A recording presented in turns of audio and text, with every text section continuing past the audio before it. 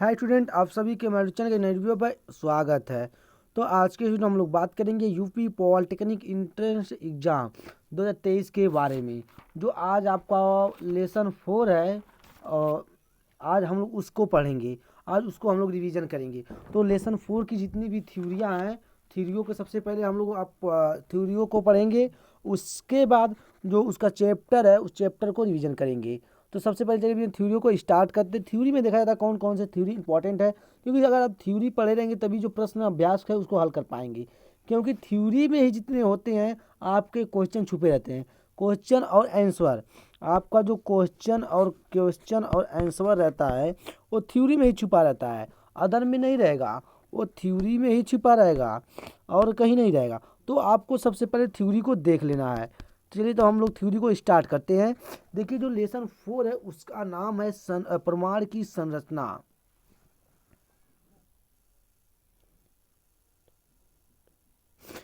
Atomic structure.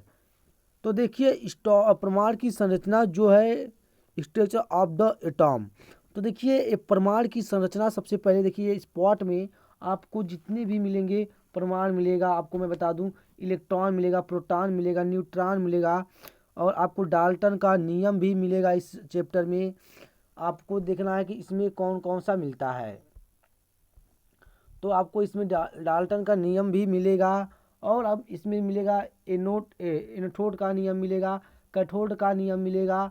Cathode एवं anode दोनों आपको मिलेंगे। और इसमें रदरफोर्ड परमाणु का मॉडल भी इस चैप्टर में आपको दिया गया है। और आपको इस चैप्टर में नील्स बोर का नील्स बोर का कक्षा 12th में आप पढ़े होंगे या 10th में भी होगा। इन जो कक्षा 12th में होगा, अब 12th में भी होगा। अब द्रव्यमान संख्या भी पढ़ेंगे जो कक्षा 10th में आप पढ़े थे। 12th में द्रव्यमान प्रमाण क्रमांक भी पढ़ेंगे, प्रमाण संख्या पढ़ेंगे। तो इसमें देखिए जो है आपको मान के चलिए इस चैप्टर से आपके मैक्सिमम 2 से 3 क्वेश्चन मैच करेगा। 1 या 2 या 3 क्वेश्चन मैच करेगा। आपको ध्यान देना है इस चैप्टर में 1 से 2 या 3 क्वेश्चन मैच करेगा। ये 100% है, क्योंकि एक से लेकर 3 क्वेश्चन के बीच में आपको मैच करेगा। तो आपको एक और क्वेश्चन 3 में देख लेना है, मैच करेगा। तो चलिए हम लोग पहले स्टार्ट करते हैं। देखिए इस चैप्टर को बहुत से इम्पॉर्टेंट भी है। इस क्वेश्चन में जो है बहुत से सारे प्रश्न पूछे गए हैं। मान के चलिए एक क्वेश्चन तो ज़रूर मैच करेगा। तो आप जानेंगे इस चैप्टर में टोटल 42 लगभग क्वेश्चन है। तो आपको ये नहीं पता 42 में कौन मैच कर जाएगा, कौन आपको पूछ सकता है। ये तो आपको नहीं पता है कि आपको कौन पूछ सकता है। तो अब आप लोग को कैसे पता तो नहीं होगा। तो सबसे पहले अब हम लोग पढ़ेंगे इस चैप्टर की जितनी थ्योरियाँ हैं, थ्योरिया को हम लोग रिवीजन करेंगे। क्योंकि थ्योरी पर जितने चैप्टर हैं वो सब थ्योरी पर ही आधारित है। ये नहीं कि आपको दूसरे पे ही आधारित है। थ्योरी पर जितने भी प्रश्न आपको मिलेंगे टोटल थ्योरी पर मिलेंगे। तो हम लोग थ्योरी को रिवीजन कर, अगर आप थ्योरी को एक अच्छी तरीके से पढ़ते हैं तभी आपको जाकर समझ में आकर आएगा। अगर आप थ्योरी को पढ़ लेते हैं तो मान के चलिए मैक्सिमम आपका अगर आप थ्योरी को पढ़ लेते हैं तो आपको क्वेश्चन और आंसर वैसे ही मिल जाता है और आप फटाफट जवाब देते चले जाएंगे। तो चलिए आपको कॉपी और पेन ले लेना, आपको वहाँ पे नोट करते हुए चलना है। तो आपको पेन पे नोट करना है, पहले आपको कॉपी पे नोट करना है। जो आप डालेंगे सबसे पहले आप डालेंगे परमाणु परमाणु की संरचना। परमाणु की संरचना परमाणु की संरचना। तो आप यहाँ पर अपने हेडिंग में डालेंगे परमाणु की संरचना।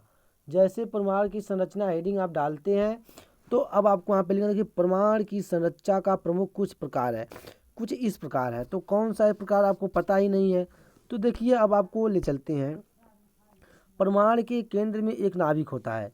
जो परमाणु होता है उसका जो केंद्र होता है, आप कोई परमाणु लेंगे उसका एक जो केंद्र होगा तो उसमें एक नाभिक होता है। एक नाभिक होता है, जो परमाणु होगा उसमें एक नाभिक होगा। परमाणु के नाभिक होता है जिसका आकार परमाणु के आकार से बहुत छोटा होता है। जो आकार होता है वो परमाणु का आकार से बहुत छोटा होता है, जिसका आकार परमाणु के आकार से बहुत छोटा होता है। यह परमाणु के अधिकांश भार से धारित करता है।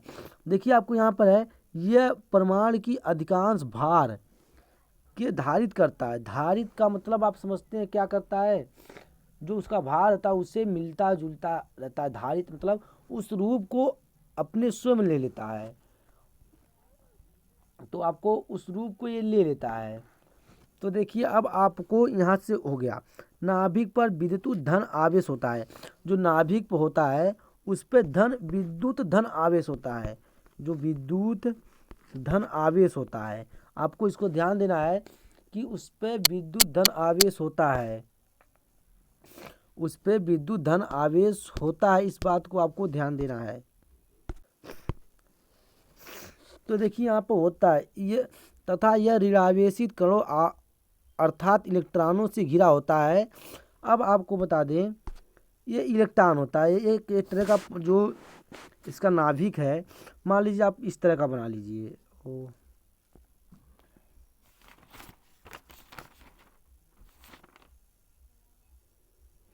आप मान लीजिए इस तरह का बना लीजिए, ये कोई इस तरह का बना, मान लीजिए इस तरह का आप बना लिए, ये आपका परमाणु है।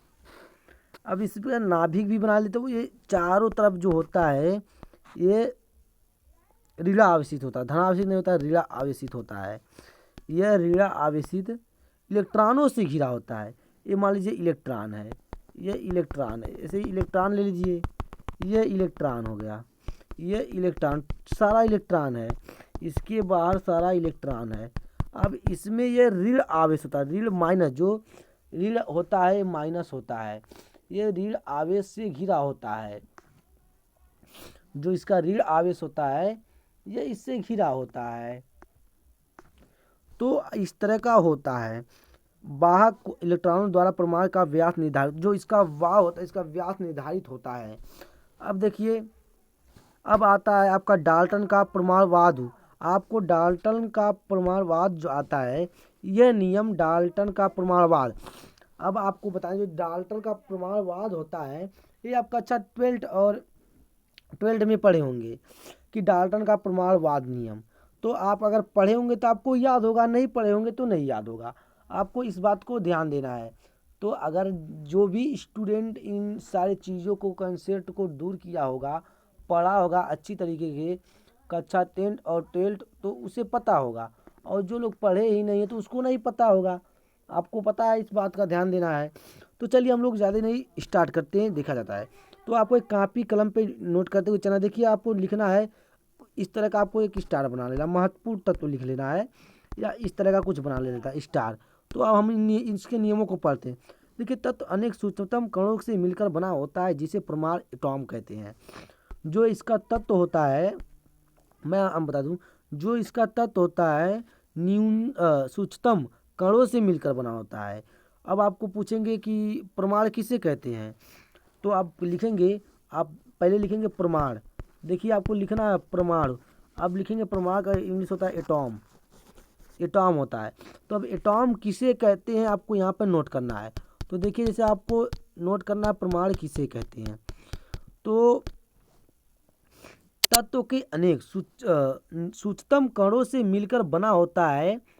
जो आपको इस तरह तत्व के अनेक सूक्ष्मतम कणों से मिलकर बना होता है उसे परमाणु कहते हैं या एटॉम कहते हैं।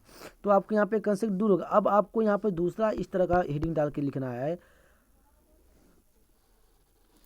परमाणु अविभाज्य है, अर्थात परमाणु को किसी भी विधि द्वारा से अन्य सूक्ष्मतम कणों में विभाजित नहीं किया जा सकता है। जो ये परमाणु होता है ये किसी भी सूक्ष्मतम कणों से विभाजित नहीं किया जा सकता है। आपको ध्यान देना है कि ये किसी भी विधियों के द्वारा नहीं किया जा सकता है। अब आपका जो तीसरा आपको आता है, तीसरा भी इसी तरह का बना लेना है। देखिए परमाणु तो ना तो नष्ट किया जा सकता है और ना ही उत्पन्न किया जा सकता है। ये परमाणु ऐसा चीज़ है, ना आप इसको खत्म कर सकते हैं, ना इसे प्राप्त कर सकते हैं, ना आप इसे नष्ट कर सकते हैं, ना तो इसे आप उत्पन्न कर सकते हैं। इसको आपको ध्यान देना है। अब आप चाहते हैं इसका PDF आपको हमारे टेलीग्राम चैनल पे मिल जाएगा, क्योंकि बहुत से स्टूडेंट देख रहे हैं वीडियो को लेकिन लाइक नहीं कर रहे हैं और कमेंट नहीं कर रहे हैं, लेकिन लाइक भी करिए, कमेंट भी करिए। स्टूडेंट जितने भी हैं लाइक कमेंट करिए। आपको जल्द ही मिक्स क्वेश्चन दिया जाएगा, तीनों मैथ फिजिक्स केमिस्ट्री तीनों एक साथ चलाए जाएंगे। 10-10 या 15-15 क्वेश्चन एक साथ लेकर चला जाएगा।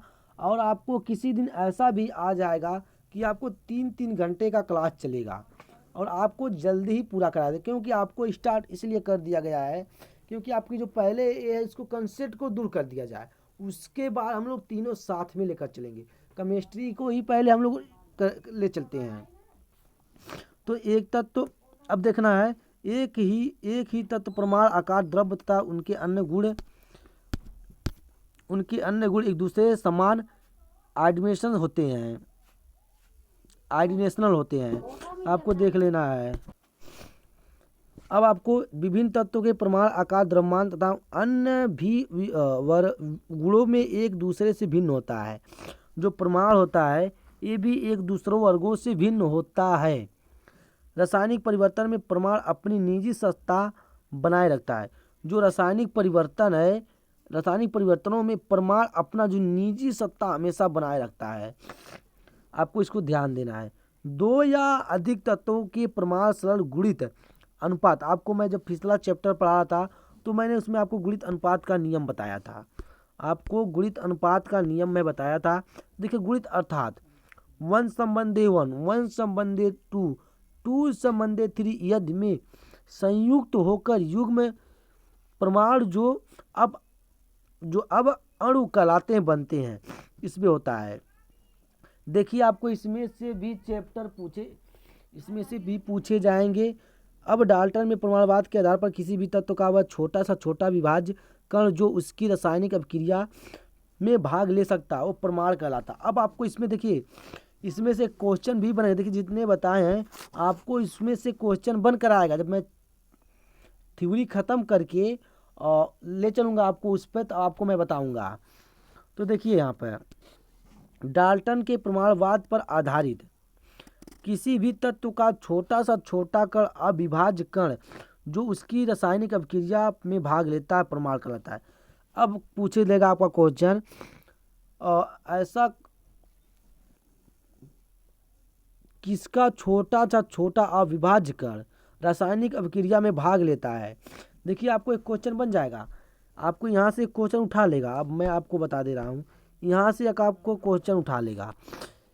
किसी भी तत्व का छोटा सा छोटा अविभाज्य कण जो रासायनिक अभिक्रिया में भाग लेता है कौन सा परमाणु है, कौन सा है बताएंगे। आपको 4 विकल्प देगा, परमाणु दे देगा, डाल्टन दे देगा, परमाणुवाद दे देगा और आपको देगा नील्स बोर का परमाणु दे देगा। तो आपको उसमें से विकल्प पूछेगा तो आपको बता देना है कि परमाणु होता है। देखिए आपको यहाँ पे कुछ नोट्स पॉइंट आ गए, इसको आपको ध्यान देना है, ये पॉइंट महत्वपूर्ण है। परमाणु एटॉम शब्द ग्रीक भाषा के शब्द टॉमिस से उत्पन्न हुआ है जिसका अर्थ है अविभाज्य। अब आपका पूछेगा परमाणु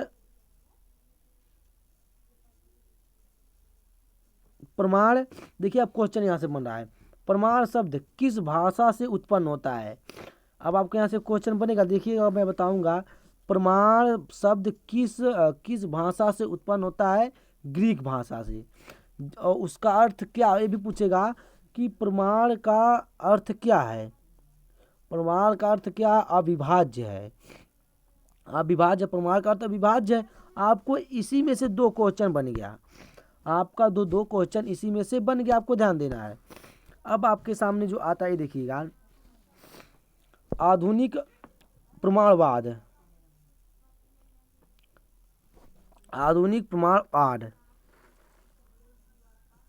modern atomic theory.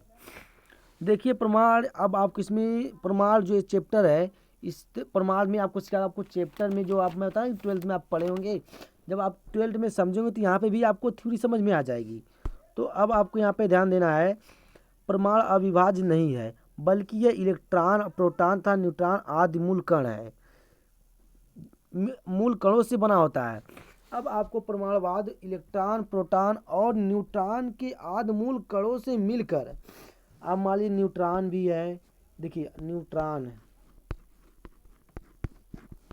Neutron, proton, proton, neutron, proton और इलेक्ट्रॉन, तीनों से ये मिलकर बना है। ये तीनों तत्वों से मिलकर बना होता है। इस ये तीनों तत्वों से मिलकर बना होता है तथा इसे पुनः इन कणों में विभाजित किया जा सकता है।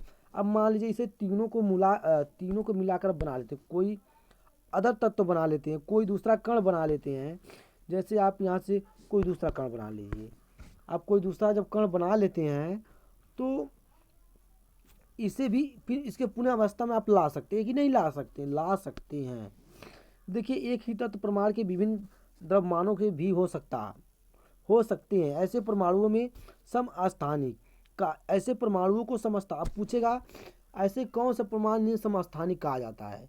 ऐसा कौन सा परमाणु है जिसको समस्थानिक कहा जा सकता है? अब आपको यहाँ पे देखिए, आपको यहाँ पर एक ही तत्व में परमाणु भिन्न भिन्न द्रव्यमानों के भी होते हैं, तो आपको बोलेंगे परमाणु द्रव्यमान होते हैं।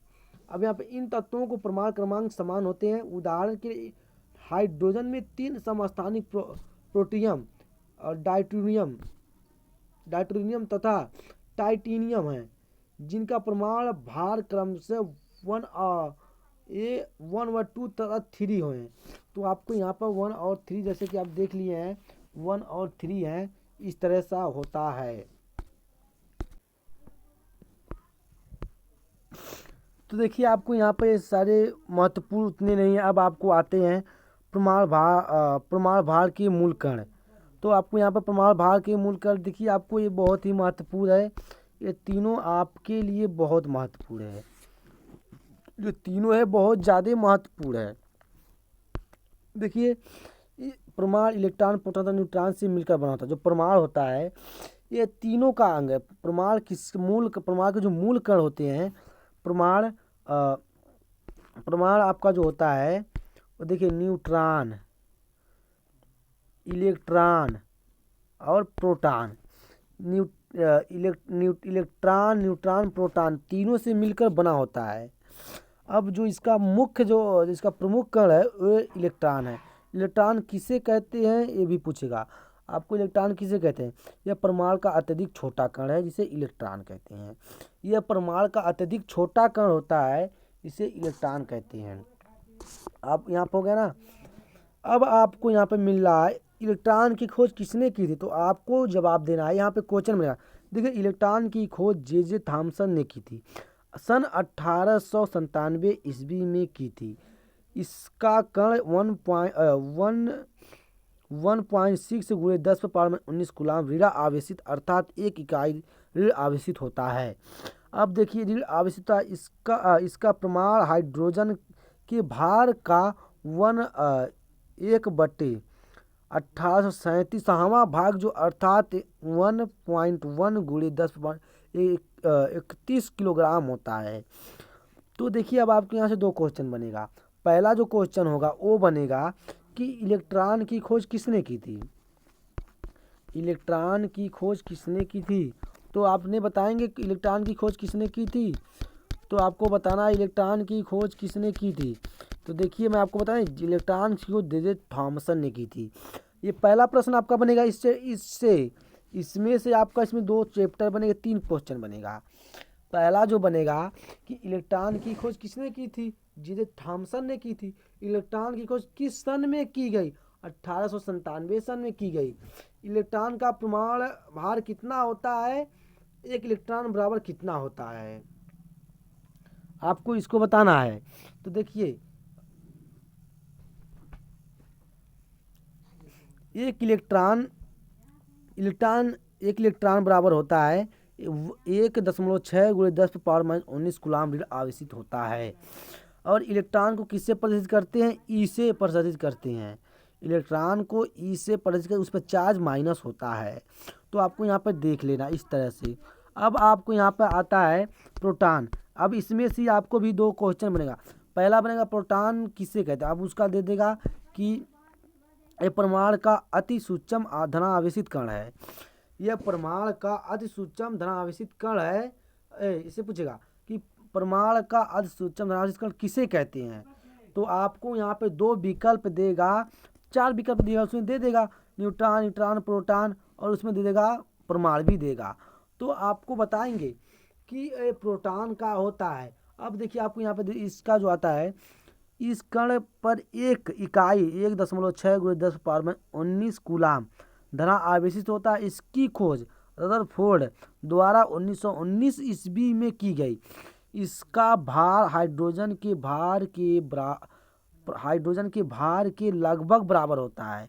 इसे P या H1 से प्रदर्शित करते हैं। अब आप इससे किससे अब देखिए आप इसमें से 2 क्वेश्चन फिर बढ़ गया, 3 क्वेश्चन बना कि प्रोटॉन की खोज किसने की थी? रदरफोर्ड ने की थी। किस सन में किया गया? 1919 ईस्वी में किया गया। इसको किससे प्रदर्शित करते हैं? इसको P या H1 से प्रदर्शित करते हैं। अब आपकी आती है यहाँ पे बारी, देखिए अब आती है आपको यहाँ पे बारी न्यूट्रॉन। जो न्यूट्रॉन होता है, आपको ध्यान देना है, न्यूट्रॉन भी परमाणु का एक अनिवार्य घटक है। जो न्यूट्रॉन है एक परमाणु का एक अनिवार्य घटक है, आपको इसको ध्यान देना है। जो न्यूट्रॉन है ये परमाणु का एक अनिवार्य घटक है। यह कण विद्युत उदासीन होता है। ये जो कण होता है ये विद्युत उदासीन होता है, अर्थात इस कण पर कोई आवेश नहीं होता है। इसकी खोज चैडविक ने की थी। इसे n या 0.1 से प्रदर्शित किया जा सकता है। न्यूट्रॉन का द्रव्यमान 1.6750 × 10⁻⁻27 अर्थात हाइड्रोजन के परमाणु भार के लगभग बराबर होता है। देखिए अब आपको यहाँ से भी 3 क्वेश्चन बन रहा है, 3 या 4 क्वेश्चन इसमें से भी बनेगा। आपको पूछेगा न्यूट्रॉन की खोज किसने की थी? चैडविक ने की थी। अब आपको पूछेगा इसको किससे प्रदर्शित, न्यूट्रॉन को किससे प्रदर्शित करते हैं? n से करते हैं, या दे देगा आपको दे देगा कि न्यूट्रॉन से किसे प्रदर्शित करते हैं? हाइड्रोजन परमाणु के होता है। देखिए न्यूट्रॉन, प्रोटॉन और न्यूट्रॉन के जो इनके गुण होते हैं, अब आपको इसमें गुण भी दिया गया है, आपको इसको ध्यान देना है। जो इसके गुण होते हैं, देखिए जो न्यूट्रॉन और इनके जो गुण होते हैं, देखिए जो इनके गुण होते हैं, आवेश सी होता है। जो आपका होता है आवेश सी होता है, इसको ध्यान देना है।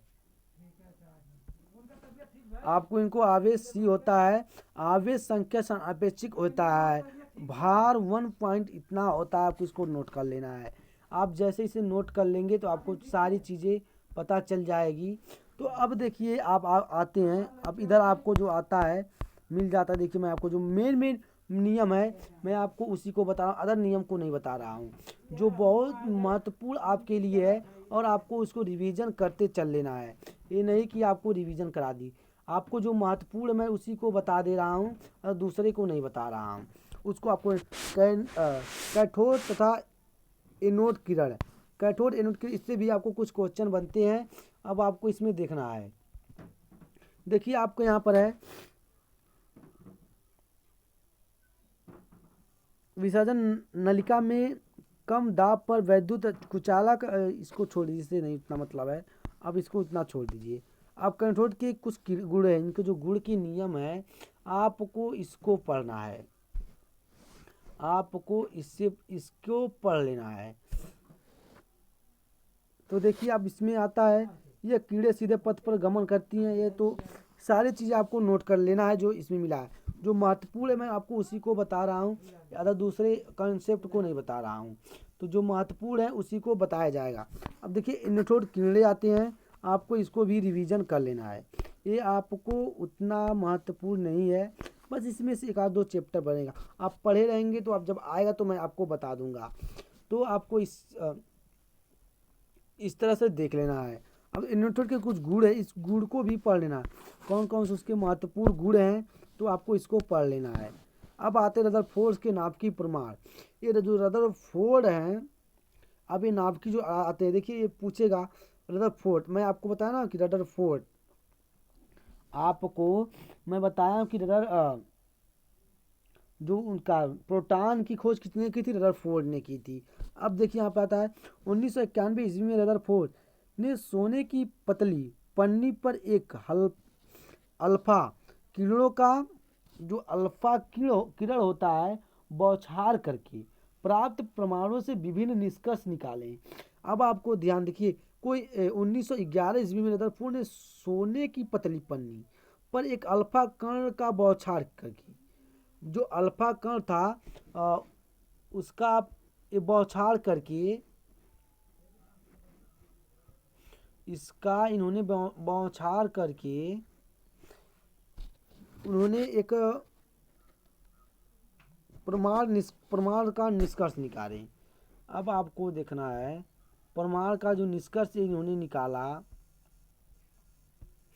इन्होंने प्रमाण का निष्कर्ष निकाला। अब आपके पूछेगा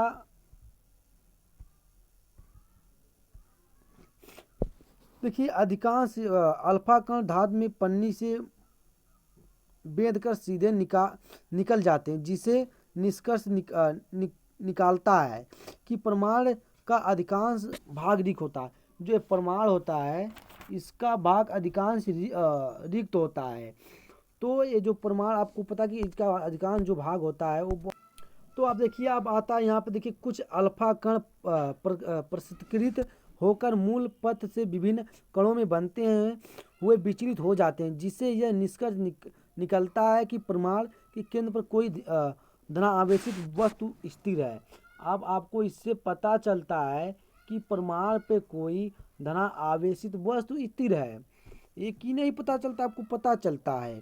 देखिए बहुत थोड़े अल्फा कण जिस मार्ग पे गए थे उसी मार्ग पे वापस जाओ। मैं अब आपको बता रहा हूँ कि ये इन्होंने जिस कण पे गए थे ये पुनः उसी कण पे वापस चले आए, उसी कण पे इन्होंने वापस चले आए, एक ही नहीं चले गए।